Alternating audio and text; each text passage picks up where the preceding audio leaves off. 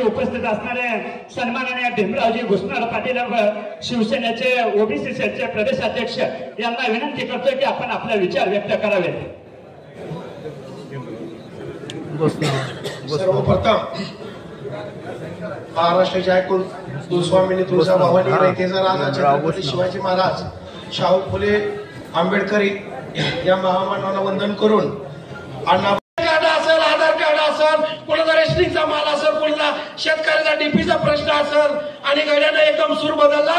आम्ही काम घेऊन गेल्यानंतर आम्हाला स्पष्ट सांगितलं की तुम्ही शिवसेनेत आहे। आमचे सतीश भाऊ संपासाहेब बोलणार आहेत भाषणामध्ये।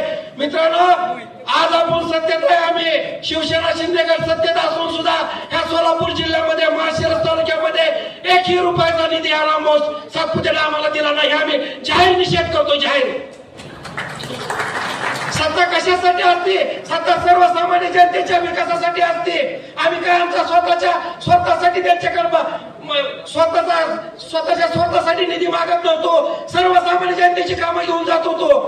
परंतु भावने आम्हाला सांगितलं तुमची 14 गाव आहे ते। मित्रांनो, मी आठवण करून देतो, माडा विधानसभेला जे आपले खाल्ला भाग 14 गावाचा जोडलाय ना, एकाही व्यक्तीचं काम केलं नाही। स्पष्ट सांगितलं तुम्ही माड्याला जोडलाय, माझ्याकडे येऊ नका। आणि ज्यावेळेस विधानसभा लागली त्यावेळेस आम्हाला फोन करून बोलवून घेतलं, काय पण करा ना, आम्हाला सहकार्य करा। आज हा रामभाऊ सातपुते काय शब्द बोलतोय माझा खरा सवाल आहे। आणि रामभाऊ सातपुतेंचं पेपरला सगळ्यांनी वाचलं। मोहिते पाटील बद्दल त्यांनी स्टेटमेंट दिलं होतं। इलेक्शन झाल्या मोहिते पाटील 3 महिन्यामध्ये जेलमध्ये दिसतली, येरवड्याला दिसतली। 3 महिन्यामध्ये मोहिते पाटील का जेलमध्ये टाकले नाही ते हा सवाल आमचा माळशिरस तालुक्याच्या जनतेसमोर रामभाऊ सातपुतेला आहे।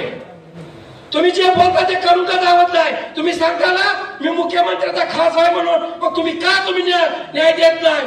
कोट्यवधी रुपयाच्या उलाढाल आज संस्था तुम्ही वाचवताय आणि तुम्ही आतून पडदे आणून काय राजकारण करताय ही सर्व तालुक्याच्या जनतेला कळलंय।